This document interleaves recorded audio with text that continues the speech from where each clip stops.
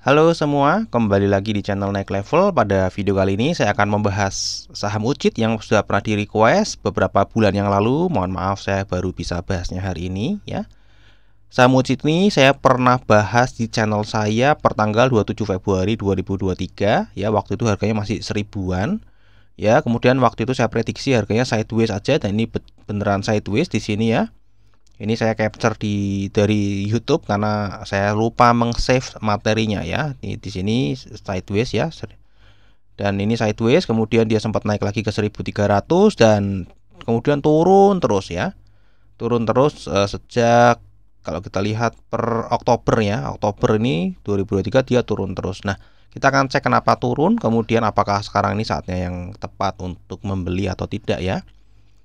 Oke, sebelumnya ini reminder saja bahwa UCIT ini perusahaan yang menjual popok, teman-teman ya, popok untuk bayi, untuk wanita, khusus wanita pembalut ya, kemudian ada popok buat orang dewasa ya. Jadi secara produk ini sih pastinya akan selalu digunakan ya, jadi tidak ada matinya. Dan tinggal persaingan saja. Dan kalau kita lihat dia Mami Poco VT ini dia market leader, Cham juga market leader, kemudian ini ada Livery dan Certainly Diapers untuk orang dewasa juga market leader. Jadi so far masih oke ya, so far ya. Sebenarnya ini market leader, tapi harga sahamnya turun. Nah, apakah ini kesempatan atau bukan? Nah, kita akan bahas dulu pertama dari laporan keuangannya masih update kuartal 1 2024, karena yang kuartal 2 baru satu emiten yang melaporkan ya, ESA, tapi nggak apa-apa, ini tetap dibahas aja per kuartal 1 ya, mestinya nggak beda-beda jauh. Kalau kita lihat total asetnya dari Desember ini teman-teman ya, Desember ke Maret ini naik ya, total asetnya naik. Kalau kita lihat strukturnya, aset lancar lebih banyak daripada aset tetapnya ya, karena memang ini perusahaan kayak kayak consumer goods itu ya, consumer goods, fast moving consumer goods teman-teman ya. Cashnya 2 triliun ya, dari total aset lancar ini cashnya cukup lumayan besar. Sepertiganya teman-teman ya, sepertiganya berupa cash, kemudian sepertiganya lagi berupa piutang, dan ini lebih dari sepertiga ya, sepertiganya lebih dari sepertiga ini piutang, kemudian 1 triliun ini adalah untuk stoknya. Jadi ini cukup sederhana ya laporan keuangannya. Secara balance sheet 8,7 triliun itu 3 triliunnya dari liabilitas ya, dan sisanya 5,7 triliun dari ekuitas. Jadi secara balance sheet ini sehat teman-teman ya. Dan kita cek dari liabilitas juga, kita lihat di sini tidak ada hutang bank ya. Hutang paling besar ini accrual ya teman-teman ya. Accrual, liabilitas accrual, kemudian hutang usaha saja ya. Nah, dari total aset 8,7 triliun ini, dia bisa menggenerate, manajemen bisa menghasilkan omset itu 2,4 triliun di kuartal 1 ya. Jadi kalau dikali 4 ya kira-kira 10 triliun lah ya. 8,7 triliun aset dikelola setahun bisa menghasilkan omset estimasi 10 triliun kalau di annualize. Ya, jadi masih oke. Kemudian laba brutonya di sini kita lihat bisa menghasilkan 551 miliar, atau kalau dikali 4 ya sekitar 2,2 triliun ya, 2,2 triliun. Nah, kita lihat teman-teman ya, per kuartal 1 2024 dibandingkan kuartal 1 2023 ini pendapatannya turun, tapi labanya naik ya, karena beban pokok penjualannya ini turun. Ya, kemudian yang kedua, beban penjualannya juga turun. Jadi mungkin ada efisiensi ya, atau penurunan harga material, bahan materialnya ini pasti turun. Kemudian dari beban penjualan juga mungkin ada efisiensi ya, sehingga labanya justru malah naik di kuartal 1 2024 ini. Ya, jadi so far ini masih oke. Nah, kita lihat ya labanya 128 miliar. Berarti kita kali 4 aja. Kali 4 ya, setahun kira-kira bisa menghasilkan laba 512 miliar. Kita bagi dengan ekuitasnya dia 5.700. Ya, jadi sekitar ROE-nya sekitar 8 sampai 9%, sebenarnya 8,9%. Jadi masih terbilang kecil ya secara ROE ya. Nah, kita lihat di arus kasnya. Arus kasnya ini good ya, naik signifikan. Kemudian dari investasi, nah ini teman-teman ya, mungkin yang jadi masalah ini terlalu kecil ya. Hanya 28,4 miliar, kemudian 42,7 miliar ya. Capex-nya ya. Kemudian untuk pendanaan dia hanya pembayaran liabilitas untuk sewa saja. Ya, so far sih nggak ada masalah ya. Mungkin ya capex-nya ini aja teman-teman ya. Mungkin kecil ya. Tahun lalu juga cuma 28,4 miliar ya pembelian aset tetapnya. Oke, mungkin dari sisi laporan keuangan sebenarnya ini nggak ada masalah ya. Dari sisi bisnisnya juga jangka panjang ya teman-teman ya. Dari jangka panjang. Nah, terus kenapa kok harga sahamnya malah turun? Ya, sejak tadi Oktober 2023. Nah, kita cek dari struktur sahamnya teman-teman ya. Oh ya, kita sebelumnya cek dulu dividennya teman-teman ya. Nah, dividennya ini sejak Covid justru malah membagikan dividen teman-teman ya, tapi kita lihat yieldnya kecil. Ya, karena tadi ROE-nya juga kecil ya, sekitar 8%, dengan PBV-nya saat ini ada di 0,05, jadi earning yield-nya 12,67%. Jadi ini sebenarnya ada di harga wajarnya ya.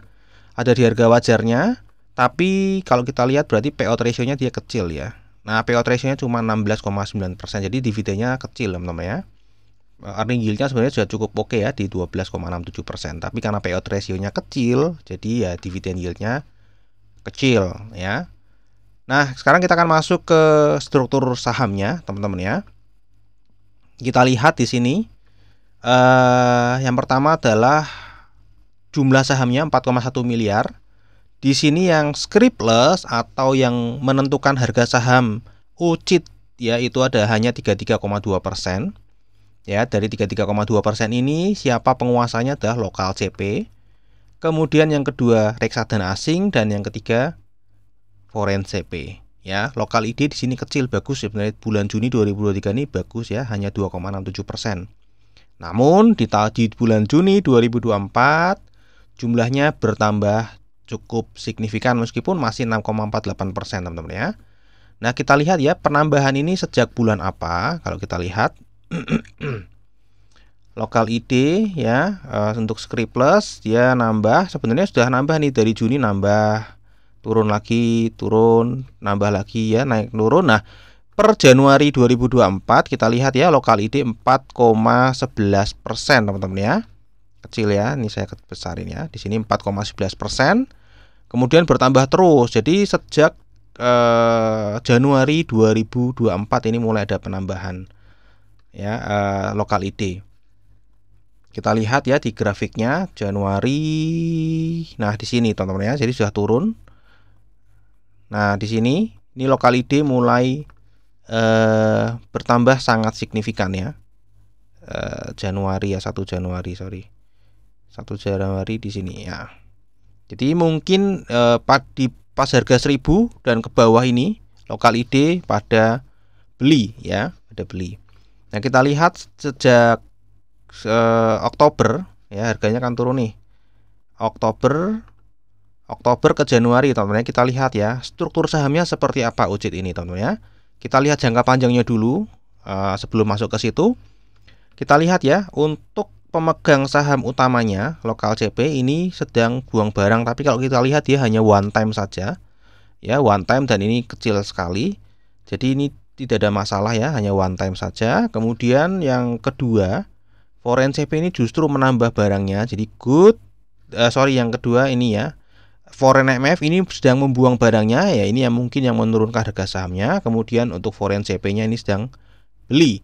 Ya, lokal ID so far masih masuk tapi tidak terlalu signifikan ya. Karena apa? Karena jumlahnya hanya 6,48% teman-teman ya. Nah, sekarang kita lihat sejak ini teman-teman ya, sejak Oktober, jadi Oktober ya. Bulan Oktober berarti di sini kita Kita cek ya, dari Oktober, tadi bulan Oktober, berarti dari September, akhir September ke Oktober ya. Dari akhir September ke Oktober.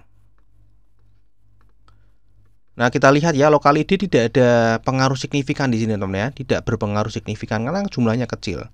Kita lihat ya, turun harga itu karena ada yang jual, yaitu reksadana lokal. Ini buang barang ya, reksadana lokal buang barang paling besar. Kemudian terbesar keduanya adalah dana pensiun. Jadi ini lagi pada buang barang nih, lokal IS, lokal PF, dan reksadana lokal ini lagi buang barang. Yang nampung sebenarnya yang nomor 2. Jadi which is good, ini good teman-teman ya, sebenarnya September ke Oktober ya. Ini berarti reksadana lokal ini hajar kiri ditampung oleh reksadana asing ya di bulan ini. Kemudian kita cek langsung aja sampai ke Januari teman-teman ya, sampai ke Desember Nah, sampai ke Desember aja langsung. Nah, kita lihat ya, lokal ID juga sangat tipis, jadi tidak mempengaruhi harga ya, karena jumlahnya nggak banyak di sini. Nah, yang mempengaruhi ternyata reksadana asing yang tadinya beli ternyata justru malah ikut buang ya, dan dibeli oleh foreign IB di sini teman-teman ya. Jadi harganya sahamnya turun cukup signifikan. Kemudian dilanjutkan lagi di sini sejak Januari ya, kita cek dari Januari berarti akhir Desember sampai saat ini ya, sampai Juni. Nah, kita lihat foreign MF masih melanjutkan penjualannya ya, dana pensiun masih melanjutkan penjualannya, dan kalau kita lihat ini sebenarnya sudah oke teman-teman ya, karena sisa sedikit cuma 0,36. Ini yang buang barang ini sudah sisa sedikit-sedikit teman-teman ya, sisa sedikit-sedikit. Reksadana reksadana lokal juga sisa 0,44% ya, kalau kita lihat dari Mei ke Juni ya. Nah, kira-kira masih 2 bulan lagi lah ya tekanan jual dari lokal MF kalau dilanjutkan ya. Yang sedikit perlu diperhatikan adalah foreign MF ini teman-teman ya. Foreign MF ini lagi buang barang dan dia barangnya stoknya banyak ya. Ini yang masih membeli foreign CP untungnya ya, terbesar ke-3 yang masih membeli ya. Nah, jadi penyebab turunnya memang masih ada tekanan jual ya. Dan kalau kita lihat memang sebenarnya sudah mulai habis ya tekanan jualnya, karena yang memberikan tekanan jual paling besar itu foreign MF setahun terakhir ya. Tapi ini stoknya masih banyak, tapi terakhir-terakhir dia sudah tidak agresif buangnya. Yang masih buang cukup agresif ini lokal MF ya, 0,26%, tapi stoknya juga sudah sedikit ya. Jadi mestinya tekanan jualnya sudah berkurang ya, tapi ya itu tergantung ya, bisa saja berubah ya, karena motivasi seseorang itu kan bisa berubah-ubah ya.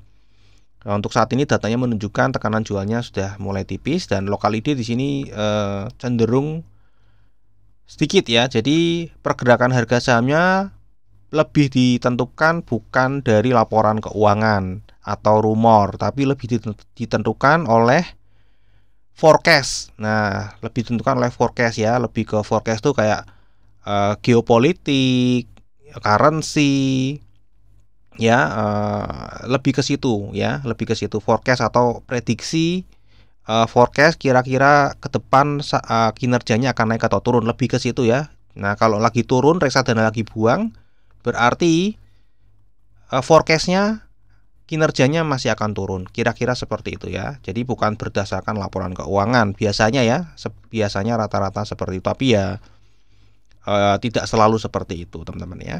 Nah, jadi apakah saat ini saatnya untuk beli atau tidak ya? Kalau melihat data ini ya, meskipun tekanan jualnya masih sudah sedikit, tapi karena foreign MF masih jual ya, jadi mungkin tunggu dulu ya, mungkin ya, meskipun ini harganya sudah naik.